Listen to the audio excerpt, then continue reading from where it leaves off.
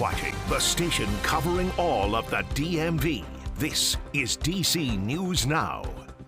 Happening now at 9, covering the entire DMV. It's day 4 of the encampment at George Washington University, protesting the Israel-Hamas war. We're on the ground bringing you what the atmosphere is like. And in about 5 weeks, 5 Metro Red Line stations will be closed for construction. Which stops won't be available to you and what your ride options are.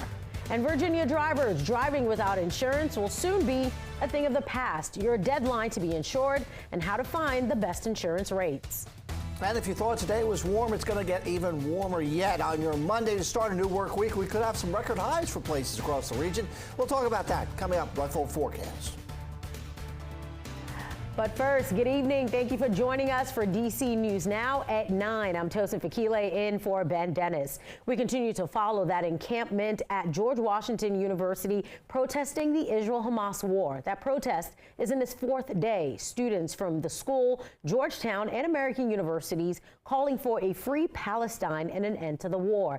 DC News Now's Dave Laval was at the campus and has more. This stretch of 8th Street remains closed as demonstrators continue their protest. They've promised to stay here until Palestinians have their own state. The Intifada happened because of terrorists in Gaza. Baltimore's Karen Levin and her son Aiden find themselves in a war of words with Palestinian supporters. It doesn't mean that another ethnic group should be forced from their homeland. It belongs to the Jews. The Jews I'm were there. Jewish. Okay. Good for you. The confrontation takes place during the 4th day of the demonstration at George Washington University. Some set up camp in the middle of 8th Street, as they can come and go as they want. That's not the case with those who put up tents on the university campus. A lot of us feel like caged animals. Georgetown University student Selena Al-Shihabi is among those who have been there since the protest started. Should she or any of the others leave the cordoned-off area, they will not be allowed to go back in there. We can't even use the bathroom. We don't have running water. We're having to go to the bathroom in a bucket. Despite the challenges, Al-Shihabi and others stand firm. Morale is high. We're doing this all for Gaza. That's why we're here. Levin, who runs the Baltimore Zionist District, wishes demonstrators would leave. It's disheartening to see college students call for the call for the elimination of a Jewish state. It's disheartening to listen to them. Protesters vow to remain until Palestinians have their own country. The university has already suspended 7 students for their roles in the protest. At George Washington University, Dave Laval, DC News Now.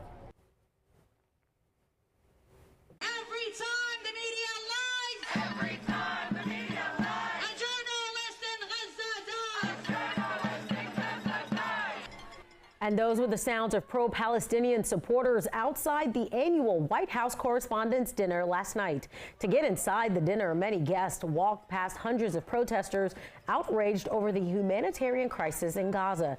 Demonstrators say they condemn President Joe Biden for his support of Israel's military campaign and Western news outlets for what they see as flawed coverage of that conflict. Biden's speech made no mention of the situation in the Middle East, instead focusing on Republican rival Donald Trump. Kelly O'Donnell, the president of the Correspondents Association, acknowledged that about 100 journalists have been killed in Israel's war with Gaza. Meantime, American University briefly went on lockdown yesterday after reports of a person showing a weapon and threatening a student on a university shuttle bus. Officials say it happened at the intersection of Nebraska Avenue and Ward Circle about 5:45 p.m. AUPD found a person off campus matching the student's description and called DC police. DC police made that arrest, but police say officers did not find a weapon. An update in the Navy Yard CVS shoplifting from April 16th. Police have arrested 5 more teens in connection to that incident. 2 15-year-old girls, a 15-year-old boy, and 2 14-year-old boys were taken into custody yesterday. 2 weeks ago, a group went into the store, that's the video on your screen, ransacking the store and taking things without paying. Police say one of the suspects also threw a bottle at a security guard. Investigators say the arrested teens face several charges, including aggravated assault, burglary, and theft. Police previously arrested a 16-year-old boy in connection to the incident. And D.C. police arrested a man in connection to the deadly stabbing outside Audi Field last night. Officials say it happened around 6:30 on T Street Southwest. Police say they found 41-year-old Marin Gross Jr. stabbed multiple times. He later died at the hospital. 49-year-old Wally Shabazz is charged with second-degree murder while armed. Police say the victim and suspect knew each other. Over to Baltimore, where city leaders are taking the owner and manager of the ship that crashed into the Key Bridge last month to court. They claim that ship wasn't seaworthy before setting sail. DC News Now's Yamari Sase has the details. Yeah, so according to the Associated Press, it was actually filed by the Baltimore mayor and the city council. And to sum it all up, they want the owner and manager of this cargo ship to be fully liable for the Key Bridge collapse, but there could be some issues along the way. Just a month ago, the Baltimore Bridge went down when the Dolly cargo ship crashed into it, which killed 6 construction workers and caused a lot of damage at the Patapsco River and also left a huge impact on the Port of Baltimore. Now, Baltimore leaders are accusing the cargo ship owner, manager, and even the crew for negligence. They say the Singapore-based company and their crew should have known whether the Dolly cargo ship was in good shape to travel before trying to leave Baltimore.